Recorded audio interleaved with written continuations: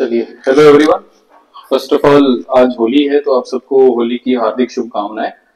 तो उसके बाद आप लोगों का जो कल मेंस का जो पहला आपका टेस्ट है, तो उसके लिए काफी बच्चे हमें बोल रहे थे कि सर कुछ छोटा मोटा मतलब ऐसे डाउट्स हैं हमें, तो वो डाउट्स रिजॉल्व करने अगर आप एक छोटा सा सेशन ले लेते तो हमें हेल्प हो जाती। तो उसके लिए हमने बड़ा शॉर्ट सा सेशन रखा है। ये 15 to 20 मिनट्स जाएगा, मैक्सिमम 30 मिनट्स, क्योंकि आप लोगों का कल एग्जाम है ना। तो आपके माइंड में जो भी डाउट्स हैं, छोटे से छोटा डाउट भी हो सकता है कि सर पेन कौन सा इस्तेमाल करना है, ठीक है, कौन सा क्वेश्चन पहले करना है, टाइम मैनेज कैसे करना है, वॉच कौन सी लेके जानी है, जो भी आपके माइंड में है, आप जिन बच्चों ने ज्वाइन किया हुआ है आप लोग उसको पोस्ट कर दीजिए और मैं एक एक करके आपका जो है वो रिस्पॉन्स दे दूंगा, ठीक है। और अगर वॉइस में कोई प्रॉब्लम होगी, आपको वीडियो नहीं दिखेगी, आप प्लीज मैसेज कर दीजिएगा, ठीक। चलो मैं क्वेश्चंस ले लेता हूँ। सबसे पहले तो एक बच्चे ने क्वेश्चन पूछा था रिगार्डिंग पेन, कि पेन कौन सा इस्तेमाल करना है, ठीक है। तो कौन सा नहीं उन्होंने पूछा था, कलर पूछा था उन्होंने मुझे कि कलर कौन सा इस्तेमाल करें हम, ठीक है। तो विद रिस्पेक्ट टू पेन बहुत इंपॉर्टेंट चीज है, ठीक है। तो देखिए जो अलाउड रहता है आपको पेपर में, आप 2 कलर्स इस्तेमाल कर सकते हैं, ठीक है, ब्लू एंड ब्लैक, ठीक है। जनरली कई बच्चे ब्लू से लिखते हैं और ब्लैक से अंडरलाइनिंग करते हैं। मैंने भी कोशिश करी थी पहले पेपर में, लेकिन बाद में अगर मैं आपको प्रैक्टिकली बात बताऊं तो नहीं हो पाता है, ठीक है। इतना टाइम नहीं होता है कि हम 2 पेन इस्तेमाल करें। अगर आप 2 पेन इस्तेमाल करोगे तो कहीं ना कहीं लास्ट में पेपर जो है वो छूट जाता है, इतना टाइम नहीं होता। और दूसरा पेन कौन सा इस्तेमाल करना है, तो आप V5 पेन जो है ये इस्तेमाल कर सकते हो, ठीक है। एक V7 आता है, V7 नहीं V5, ठीक है। तो मैंने V5 इसका रखा था और ब्लैक का V7 रखा था फॉर अंडरलाइनिंग।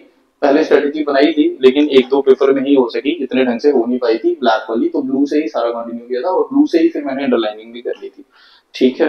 तो ब्लैक और ब्लू कलर, ठीक है, V5 आप लोग इस्तेमाल कर सकते हो। कई बच्चे बॉल पेन इस्तेमाल करते हैं। अगर आपको देखो पहले से प्रैक्टिस है और अपने ऊपर कॉन्फिडेंस है तो आप जो पेन इस्तेमाल कर रहे हो पहले आंसर राइटिंग के लिए वो भी इस्तेमाल कर सकते हो। बट अगर अभी तक आपने नहीं सोचा है तो आप V5 का 10-12 पेन खरीद लीजिए, तो ये इनफ होंगे, आपके सारे पेपर से निकल जाएंगे। चलो next question. Sir, how to deal with questions we have very little idea about, and should I leave such questions or write something relevant? बहुत अच्छा सवाल है आपका। कोशिश करता हूँ मैं इसको एड्रेस करने की। देखो सबसे पहले जो मैं एक बेसिक स्ट्रेटजी देता हूँ अपने हर क्लास में बच्चों को, वो ये है कि पेपर अटेम्प्ट आप जब कर रहे हो तो क्वेश्चन आपने कैसे उठाने। सीधा सा फंडा है। देखो आपके पास जीएस में 20 क्वेश्चन होंगे, 20 क्वेश्चन होंगे, इसमें से 10 क्वेश्चन होंगे आपके 10 मार्क्स के और बाकी 10 होंगे 15 मार्क्स के। अब जब भी आप जाओगे एग्जामिनेशन हॉल में तो ये जो 15 मार्क्स वाले हैं इनको आपने पहले करना है, ठीक है। 15 मार्क्स क्योंकि 11th क्वेश्चन ऑनवर्ड स्टार्ट होंगे, ठीक है। पहले 10 क्वेश्चन ये होंगे और 11 से आगे 20 तक ये वाले क्वेश्चन होंगे। तो आप क्या करना, 15 मार्क्स में जो क्वेश्चन आपको आते हैं, ठीक है, whichever you know, try to attempt those first, उनको सबसे पहले अटेम्प्ट करो, ठीक है। लेट से इन 10 में से आपको 7 ही आते हैं तो ये 7 कर दो। लेट से 11वां आता है, 12वां आता है, 13वां नहीं आता 14वां करो, 15वां नहीं आता 16वां करो, 17वां नहीं आता 18वां करो, 19वां कर दो। इतने ही आते हैं आपको तो ये पहले कर दो, ठीक है। आपने कुछ नहीं करना, शीट में सीधे टर्न करते जाना है, जहां पे आपको ये क्वेश्चन प्रिंटेड मिलेगा, ठीक है, वहां शीट्स के ऊपर क्वेश्चन प्रिंटेड होते हैं, तो इसको अटेम्प्ट करो, इन सबको अटेम्प्ट करो। जैसे ही खत्म हो जाता है फिर आ जाओ 10 नंबर पे, और 10 नंबर पे भी आपने कौन से चूज करने हैं, जो आपको आते हैं, तो जो आते हैं वो पहले करो। तो लेट से इसमें से भी आपको कोई 4, 5, 6, 7, 8, 9 ये क्वेश्चन आते थे, ये पहले गो में आपने अटेम्प्ट कर लिए। तो देखो कितने क्वेश्चन आपने कर लिए, 6 क्वेश्चन यहाँ पे कर लिए पहले अटेम्प्ट में, और 1 2 3 4 5 6 यहाँ से कर लिए, तो 6 6 12 क्वेश्चन आपके हो गए, ठीक है। पीछे 8 क्वेश्चन बचे हुए हैं। अब ये 8 क्वेश्चन आपने वैसे लेने हैं जिनके बारे में अब आपको थोड़ा थोड़ा आइडिया है। आपको जब थोड़ा बहुत आइडिया जिसके बारे में होगा तो कोशिश करना है पहले 15 मार्कर उठाने की, उनको करो, और फिर 10 मार्कर करो, और लास्ट में अगर आपका 1-2 क्वेश्चन भी छूट भी जाता है तो उसमें कोई वो नहीं है, 1-2 क्वेश्चन रह जाता है जनरली। लेकिन कोशिश आपने यही करनी है कि 15 मार्कर पहले अच्छे से करने हैं और फिर उसके बाद 10 मार्कर जो आपको आते हुए क्वेश्चन है पहले उनको करना, जो नहीं आते उनको लास्ट के लिए रखना। क्योंकि लास्ट में देखो ऐसा भी होता है कि टाइम खत्म हो जाता है, तो अच्छा तभी होगा कि आप जो 2 क्वेश्चन टाइम की वजह से छोड़ रहे हो वैसे ही क्वेश्चन हो जो आपको बिल्कुल भी नहीं आते, जिनके बारे में आपने बिल्कुल भी नहीं पढ़ा हुआ है, ठीक है। तो और कोई क्वेश्चन, आई बिलीव कि इसका जवाब मैंने आपको दे दिया। और कोई क्वेश्चन अगर आप लोग पूछना चाहें तो पूछ सकते हैं।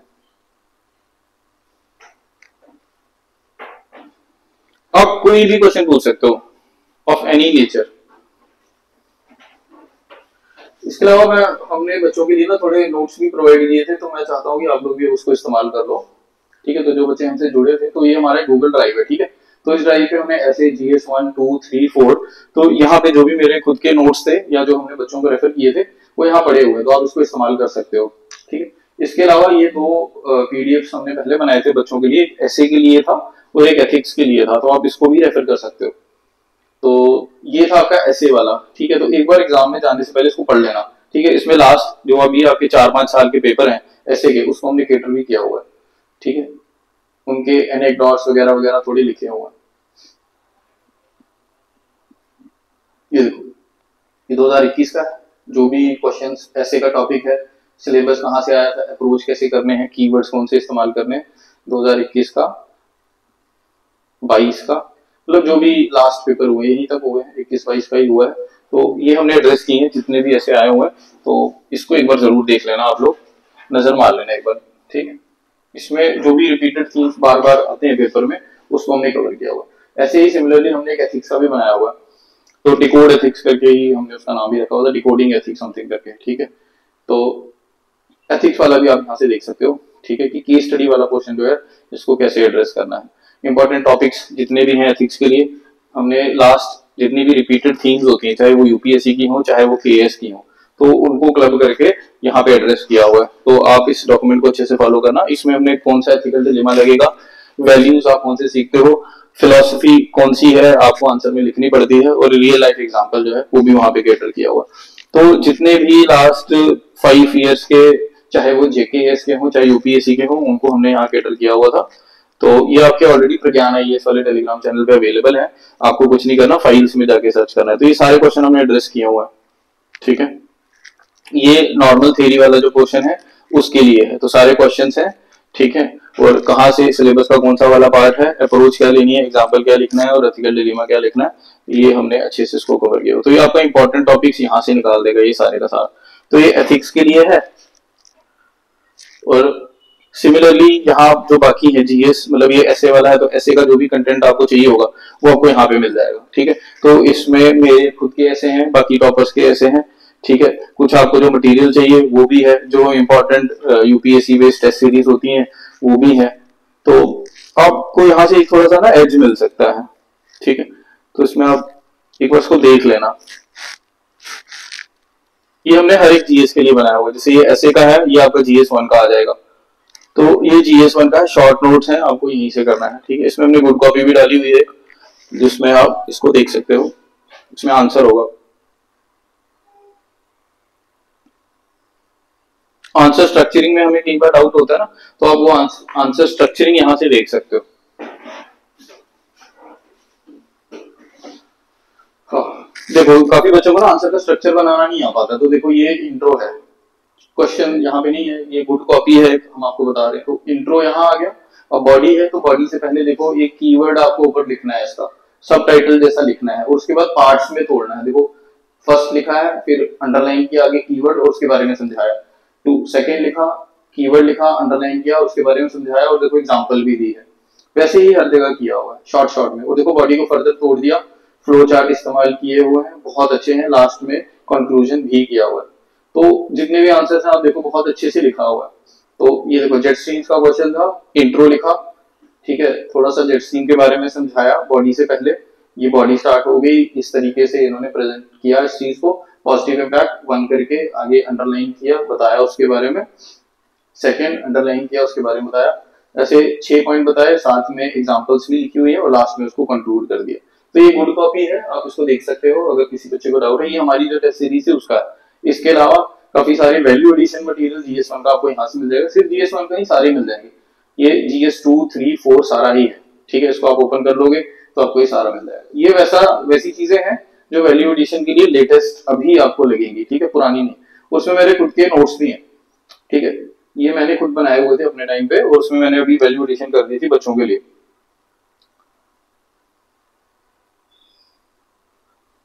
तो ये 4-5 चीजें थी जिनको मैंने क्लब करके तो अपने नोट्स बनाए थे, तो ये मैंने फिर बच्चों को क्लास में भी दे दिए हुए थे। तो कीवर्ड्स देखे हुए इसमें, देखो कीवर्ड्स लिखे हैं, एक्चुअल में हमें अपने आंसर्स में ये कीवर्ड्स डालने पड़ते हैं, तभी हमें बहुत अच्छे मार्क्स मिलते हैं। ठीक है, डेटा भी लिखा हुआ है, जो भी लेटेस्ट डेटा है वो भी इसी में सारा आ जाएगा। तो सारा लेटेस्ट जितना भी डेटा है वो वहां मेंशन है।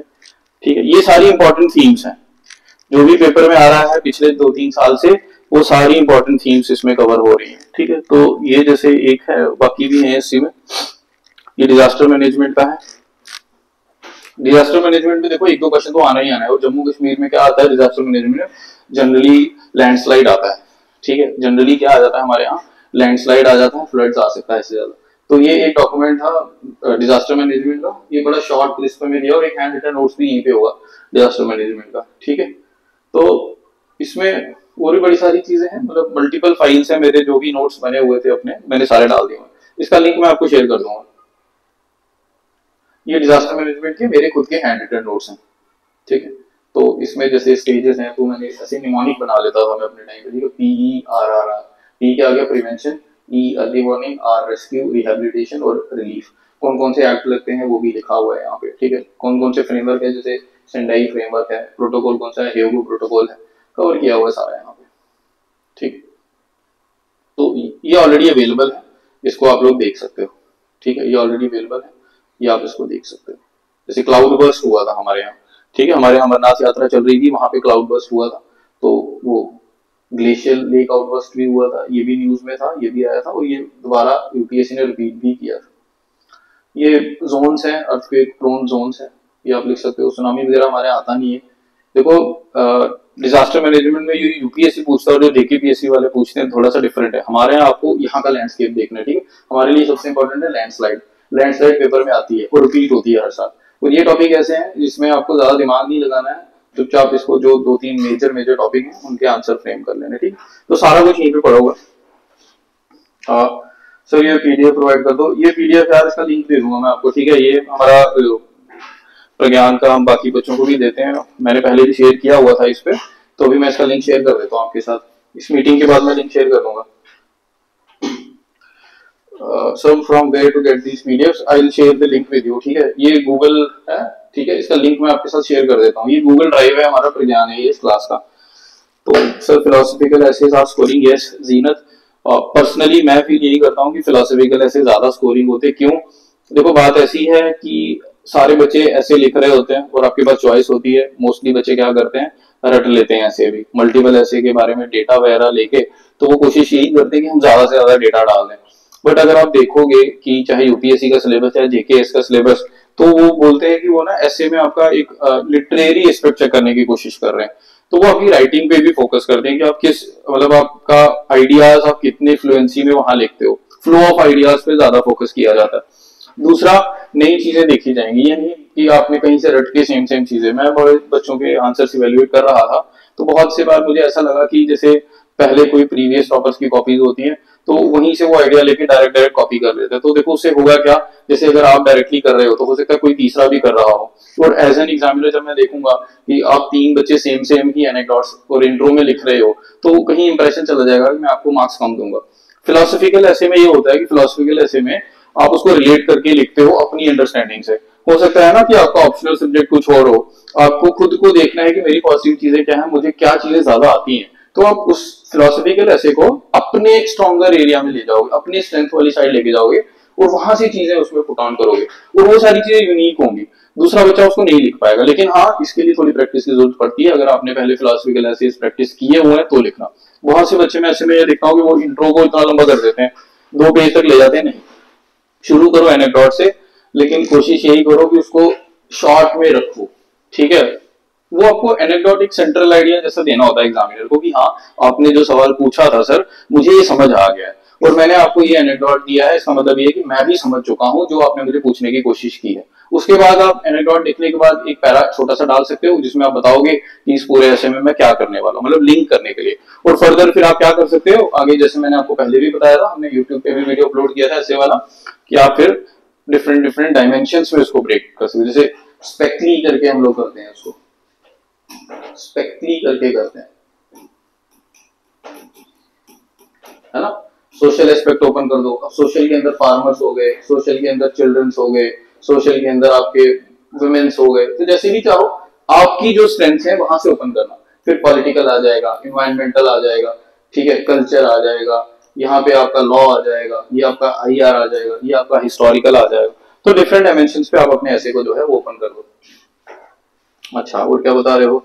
Where can I access these PDF? I will share the link. Sir, can we add SDGs, FDs, articles in essay? Yes, you can add and you should add.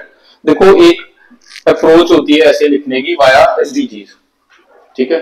एक approach SDG के द्वारा भी होती है, जिसमें आप क्या करते हो कि पूरा अपना जो ऐसे है ना वो वैसे लिखकर आते हो कि जैसे आपके पूरे 17 सस्टेनेबल डेवलपमेंट गोल्स हैं, ठीक है।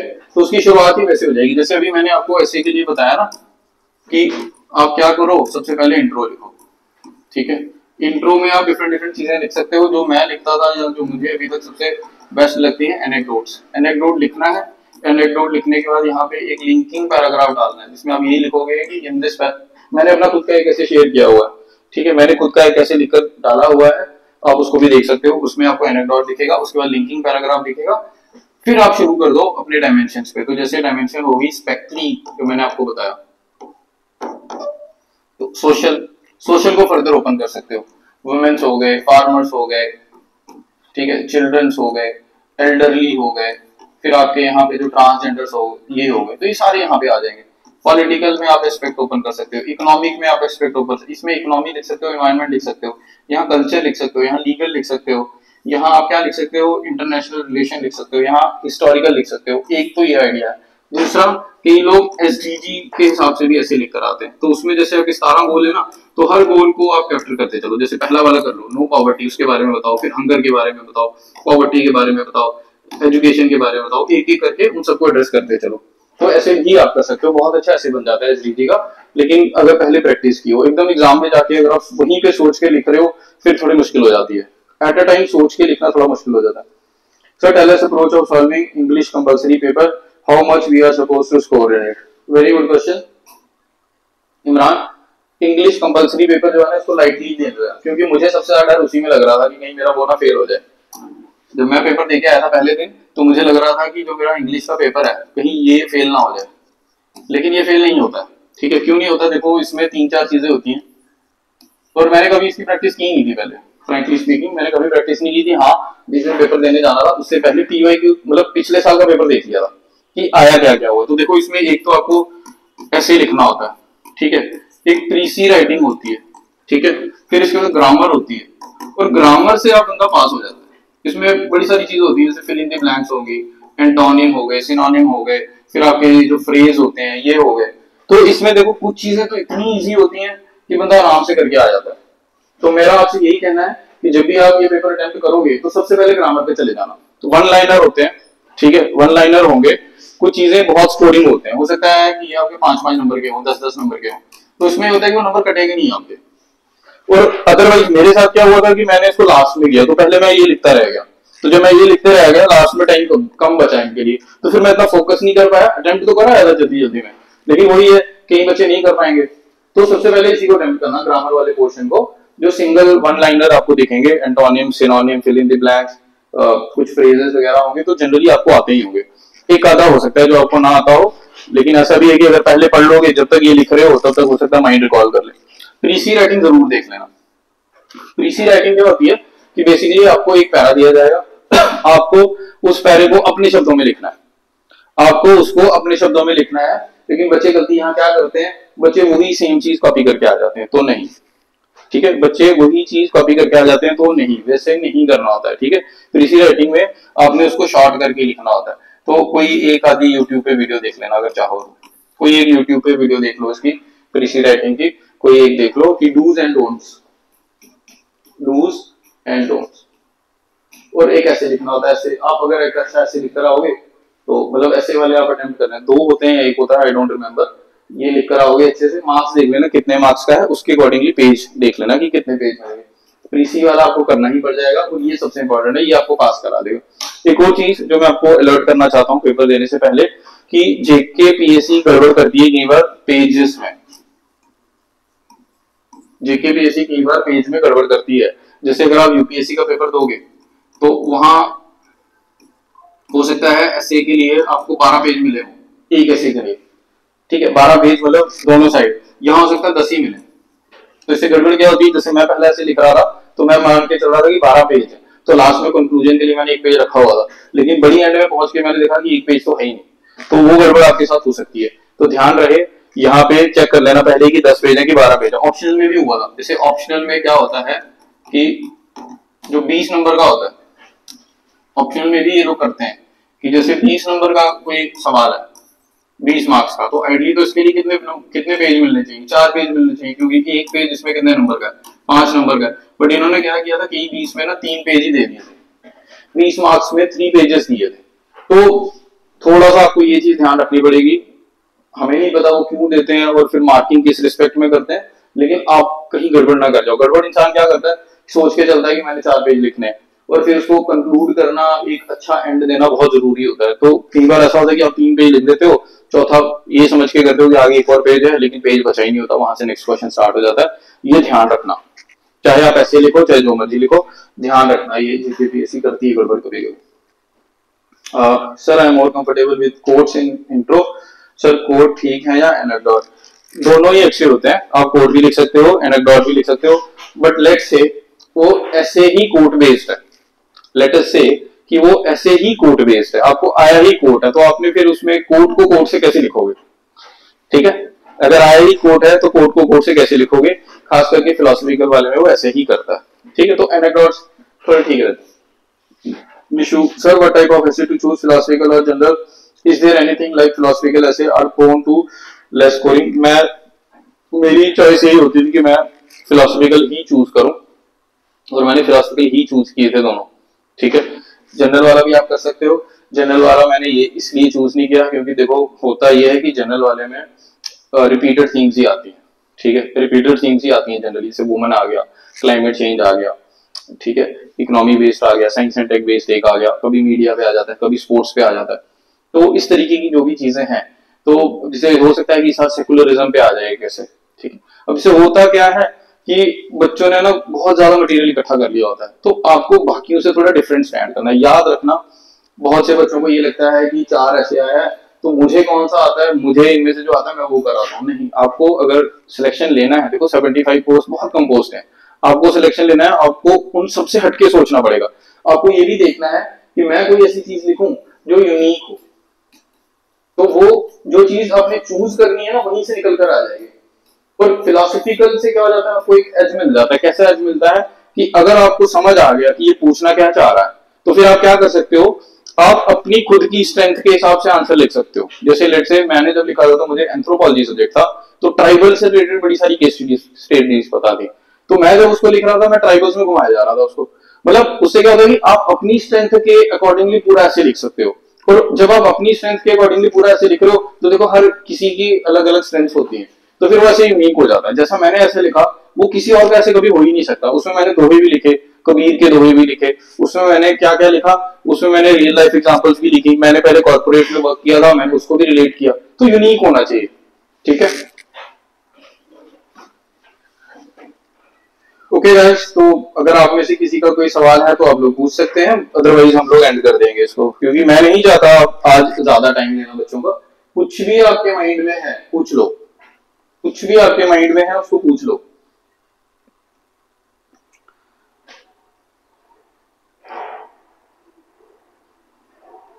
ठीक है, तो जैसे ये GS3 का है, ऐसे ही GS4 का भी यहाँ पर है, GS4 का भी आप लिख सकते हो। जैसे ये देखो केस स्टडीज PDF है।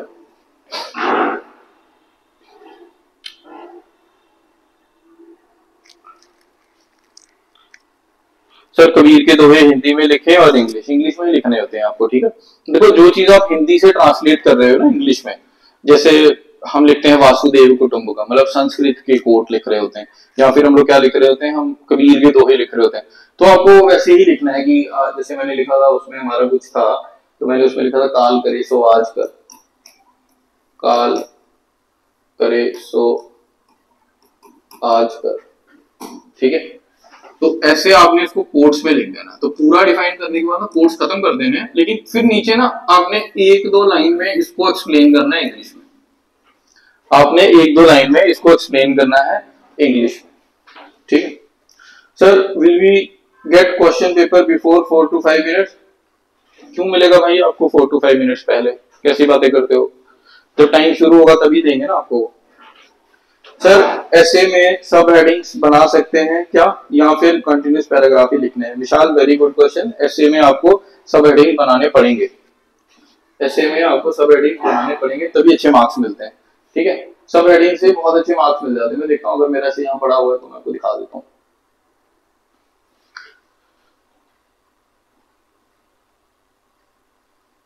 ऐसे में बहुत अच्छे मार्क्स मिलते हैं अगर आप हेडिंग्स बना के लिखो, सब हेडिंग्स बनाकर लिखो ना, बहुत अच्छे मार्क्स मिल जाते हैं।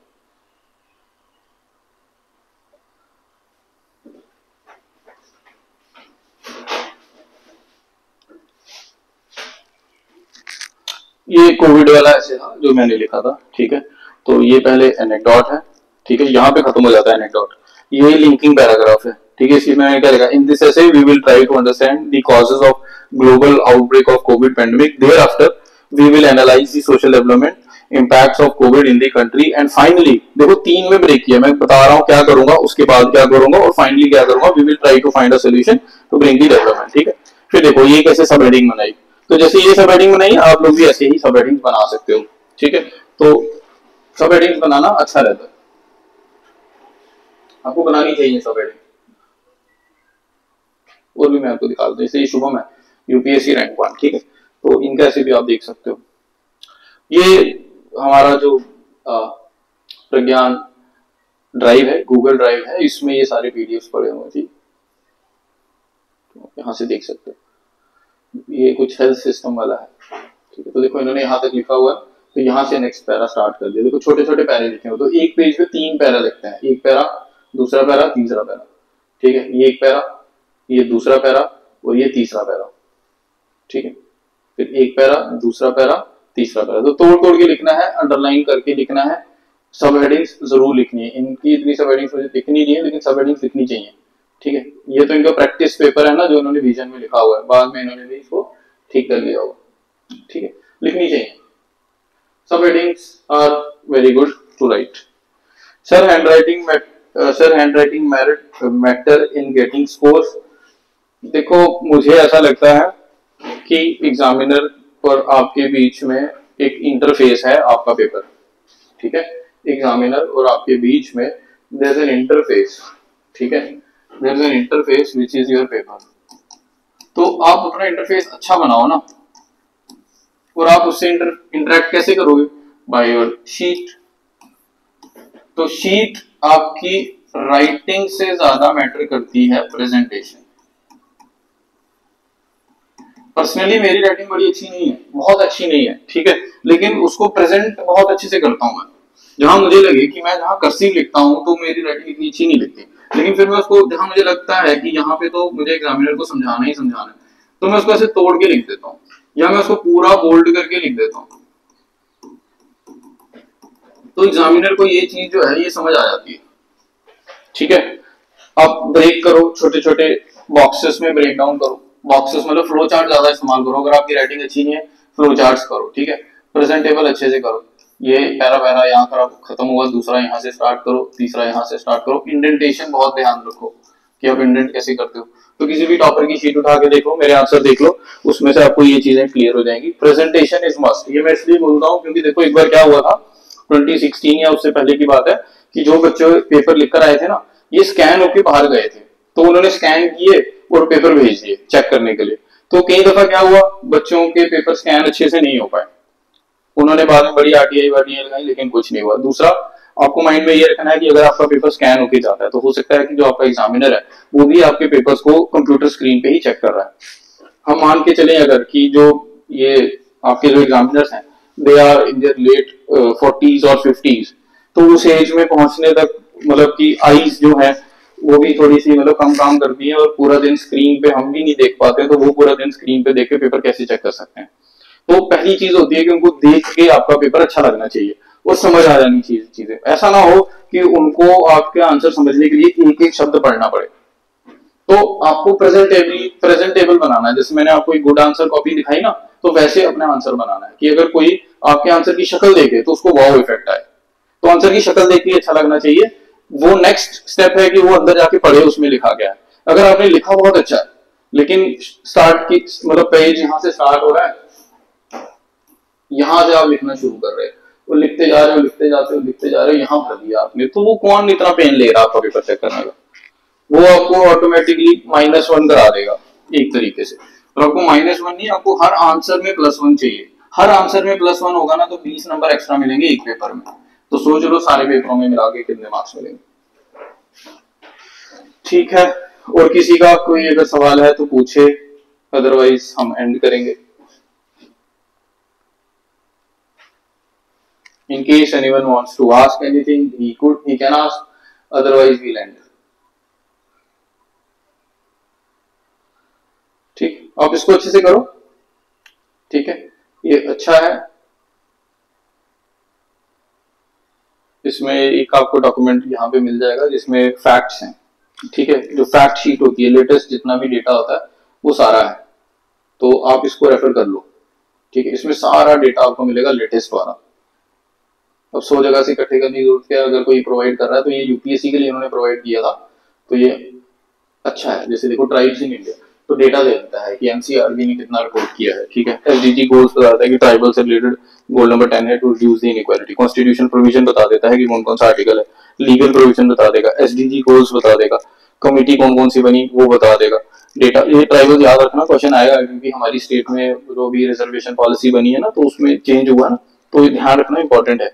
ऐसे ही जितनी भी चीजें आपकी वुमेन से रिलेटेड आपको ऐसे भी आएगा, तो आपको डेटा तो चाहिए होगा, तो रखो यहाँ से डेटा। ये डेटा फैक्ट है, national family health survey 5th की रिपोर्ट आई है, इसमें सारा है, थीम्स वाइज दिया हुआ है सारा, सब थीम बताइए कि क्या कैसे, आईएमआर कितना है, एनीमिया कितना है, क्राइम अगेंस्ट वुमेन क्या है, तो सारा डेटा आपको यहाँ से मिल जाएगा। तो ये पूरा सिलेबस का डेटा है आपका। ठीक है, पूरा जीएस का है, जीएस 1 2 3 4 सारा 78 पेजेस का है, कोई बहुत ज्यादा नहीं है, पूरा जीएस कवर कर लेगा ये आपका। ये भी हमने बच्चों को दिया हुआ था। ठीक है, तो ये भी आपको यहीं पे मिल जाएगा। और कुछ आप में से कोई कुछ पूछना चाहता है तो पूछ लीजिए, अदरवाइज हम इसको एंड करेंगे। अगर कोई कुछ पूछना चाहता है तो पूछ लो, अदरवाइज हम एंड करेंगे इसको। अगर कोई डाउट नहीं है further, then we are going to end this. ये सारे नोट्स हैं मेरे, ये मैं इसका लिंक भेज दूंगा आपको, आप इसका देख लेना, ये निकाल कर देख लेना। ये अब तो वैसे आपके पास इतना टाइम है नहीं, ठीक है, लास्ट मिनट रिवीजन के लिए, बट यही मैं अपनी तरफ से यही बोलूंगा आपको कि आप लोग शांत होके जाओ। ठीक है, बहुत शांति से दो, काम रहना आपको एक्स्ट्रा +1 दिलाता है हर क्वेश्चन में। क्वेश्चन जब भी पढ़ोगे तो उसको 2 बार पढ़ना। ठीक है, बहुत से बच्चे हमने जो इवैल्यूएशन किया, मैं आपको उसकी पर्सनल फाइंडिंग बताता हूँ कि बच्चे जो ऐसे हैं जो 4-5 टेस्ट इनिशियली जिन्होंने लिखे थोड़े गड़बड़, उनको जब हमने फीडबैक दिया, फीडबैक सिर्फ यही था कि क्वेश्चन अच्छे से पढ़ो, जो पूछा है वही लिखो। तो बस इतना सा फीडबैक था और कुछ भी नहीं था। बाकी आंसर स्ट्रक्चरिंग वो तो मुझे लगता है कभी भी बच्चा कर सकता है अगर प्रैक्टिस करे। मेन चीज क्या होती है, जो पूछा है उसके रेलेवेंट लिखना। तो जो चीज पूछी गई है वही लिखनी है, उसके इर्द गिर्द नहीं लिखना है, क्रक्स पे एकदम आपको हिट करना है। वो बोलते हैं ना बीट अराउंड द बुश, वो बिल्कुल नहीं करना है।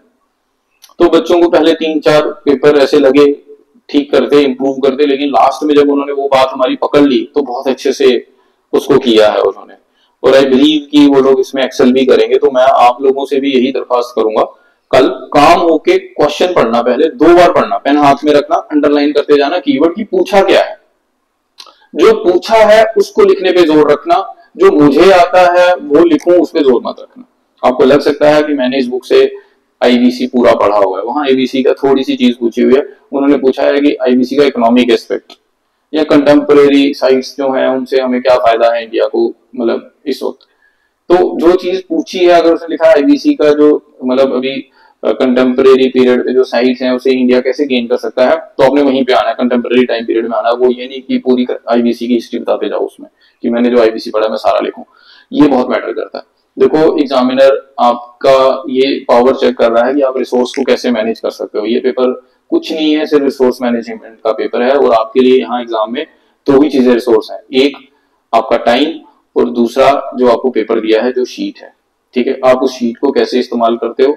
एग्जामिनर का टाइम भी एक रिसोर्स है, एग्जामिनर भी तो आपकी शीट इवेल्युएट करेगा ना। अगर एग्जामिनर को लग रहा है कि आपने रेलेवेंट लिखा ही नहीं है और मेरा टाइम वेस्ट कर रहे हो, वो मार्क्स आपको कम देगा। तो कोशिश यही करना, रेलेवेंट लिखना, 2 बार सवाल पढ़ना फिर आंसर लिखना, अंडरलाइन करते चलो, कीवर्ड्स को अंडरलाइन करो, उसको हिट करो, बॉडी में उसको हिट करो। इंट्रो जो है इसको फैक्ट ओरिएंटेड बनाओ, एकदम ज्यादा से ज्यादा फैक्ट, वो बोलते हैं ना शो ऑफ करना है, तो शो ऑफ मतलब ऐसे कपड़ों में शो ऑफ नहीं करनी चाहिए, नॉलेज शो ऑफ करनी चाहिए। तो अपनी जो नॉलेज शो ऑफ आपने करनी है वो इंट्रो में करनी है। कंक्लूड बहुत अच्छे से करो, वे फॉरवर्ड करो, एक मतलब लेटेस्ट एकदम सेंट्रिस्ट अप्रोच लेके चलो। बोलते हैं ना कि अगर आपको एग्जाम निकालना है तो एरिस्टोटल के भक्त बनो, बुद्ध के भक्त बनो, जो कि क्या रखते थे, जो कि एकदम गोल्डन मीन पे चलते थे, है ना। बुद्ध का था ना मध्यम मार्ग, तो मध्यम मार्ग के हिसाब से चलो, एकदम स्टैंड नहीं लेना है, बिल्कुल अगेंस्ट नहीं होना है किसी चीज के, बिल्कुल फेवर में नहीं होना है, एकदम ब्यूरोक्रेट जैसे पहले ही बिहेव करना, put yourself in the shoes of bureaucrats, उस हिसाब से चलो, तो देखो आपको ये एग्जाम आराम से निकलेगा। ठीक है। Pawandeep Kaur, sir, where can I access these videos? I'll share the link in this group itself after this meet. Sir अगर पेपर कंप्लीट ना हो पाए तो सिलेक्शन का कोई चांस नहीं रहेगा जी ना। देखो बात ऐसी है कि डिपेंड करता है उस साल पेपर कैसा आया हुआ है। अगर बहुत मुश्किल पेपर है, जैसे लास्ट ईयर GS1 थोड़ा टफ आया था, तो बच्चों के बहुत कम मार्क्स आए हैं, 80s में भी हैं, 70s में भी हैं, 60s में भी हैं जो बच्चे सिलेक्ट हुए हैं। तो हम ऐसा कुछ नहीं कह सकते हैं, लेकिन हाँ मैं आपसे ये बोल रहा हूँ, कोशिश करना पेपर कंप्लीशन की, आप ट्राई करना पेपर कंप्लीशन की। पेपर कंप्लीशन कैसे होगा? अगर पॉइंट्स में लिखोगे। पेपर कंप्लीशन कैसे होगा? अगर जो स्ट्रेटेजी मैंने बताई है वैसे लिखोगे। पहले 15 नंबर वाले करना जो आते हैं, फिर 10 नंबर वाले करना जो आते हैं, फिर पीछे जो बच गए जो थोड़े थोड़े कम आते हैं वो करना। इससे क्या होगा कि लास्ट में टाइम की वजह से वही क्वेश्चन छूटेगा जो आपको नहीं आता। अदरवाइज अगर आप क्वेश्चन नंबर 1 से शुरू कर दोगे, मैं क्वेश्चन नंबर 1 से शुरू करती हूँ, हो सकता है ना लास्ट के क्वेश्चन 19-20 आपको बहुत अच्छे से आते हो, बट वो टाइम की वजह से रह गए। तो ये थोड़ी सी स्मार्ट वर्क करना पड़ता है, ये थोड़ी सी स्ट्रेटजी बनानी पड़ती है। ठीक है, तो अगर किसी को कुछ पूछना है तो वो पूछ ले, और अदरवाइज मेरी तरफ से आप सबको बहुत बेस्ट विशेस, गुड लक। आप लोगों ने जितनी मेहनत करी है उसका आपको फल जरूर मिले, but again there is a very hard competition. आपको पूरी मेहनत करनी पड़ेगी, आपको रिकॉल करने पड़ेंगे सारे आइडिया जो अभी तक आपने पढ़ा। कोई बहुत बल्कि बुक है जिससे आप लोग एंड मिनट पे रिवाइज कर रहे हो, मत करो। छोटे नोट्स अगर आप लोगों ने बनाए हैं तो वो कर लो। अदरवाइज मैं बच्चों को कुछ चीजें मैंने बताई थी कि वैसे करो, जैसे कुछ वेबसाइट्स हैं जैसे इनसाइट्स है, तो इनसाइट्स पे डेली वो साइनॉप्सिस आता है ना, जो डेली करंट अफेयर से वो लोग क्वेश्चन बनाते हैं। तो आप पिछले 2-3 महीने का जो है उसको देख लो थोड़ा सा, है ना, एटलीस्ट अपने सब्जेक्ट स्पेसिफिक देख लो। दृष्टि का मैंने आपको प्रीलिम्स के टाइम पे भी सिखाया था कि टैग्स से कैसे सीखते हैं, तो जो भी पेपर है उसको टैग लगा के देख लो, उससे आपको रीसेंट न्यूज पता चल जाएगी, रीसेंट डेटा पता चल जाएगा। तो उससे क्या होगा, आपको थोड़ा कॉन्फिडेंस आएगा। ठीक है, कॉन्फिडेंस अगर आपका एक क्वेश्चन भी बन गया ना कि जो आपने पढ़ा था पहले और आपने उसके बारे में थोड़ा थोड़ा देखा था और वो सेम क्वेश्चन पेपर में आ गया, तो उससे आपको इतना कॉन्फिडेंस बूस्ट कराएगा कि बाकी क्वेश्चन जो आपको थोड़े कम भी आते होंगे ना, उसमें भी आप बहुत अच्छे से लिख कर आओगे। ठीक है, तो ये इंटरनल सिक्योरिटी का था, ये भी मेरे हैंड रिटन नोट्स हैं जो मैंने बच्चों के साथ शेयर किए थे। ये सब कुछ यहीं पे पड़ा हुआ है, ये आप लोग देख सकते हैं। ठीक है, तो आई बिलीव कि we are already 15 minutes past, तो अगर किसी का कोई और सवाल नहीं है तो हम एंड करेंगे। अदरवाइज इस मीटिंग के बाद भी अगर आप लोग चाहो तो आप इस ग्रुप में मैसेज कर सकते हो, आई विल रिस्पॉन्ड बैक। तो ठीक है गाइज, ऑल द बेस्ट। कोई भी किसी भी तरीके की आपको कभी भी कोई रिक्वायरमेंट हो, आप इस ग्रुप में मैसेज कर सकते हो, मुझे पर्सनली मैसेज कर सकते हो, कभी भी कर सकते हो, दिन हो रात हो, कोई भी डाउट है आपका आप मुझे पूछिए, मैं हमेशा आपकी हेल्प करूंगा। Thank you, thanks.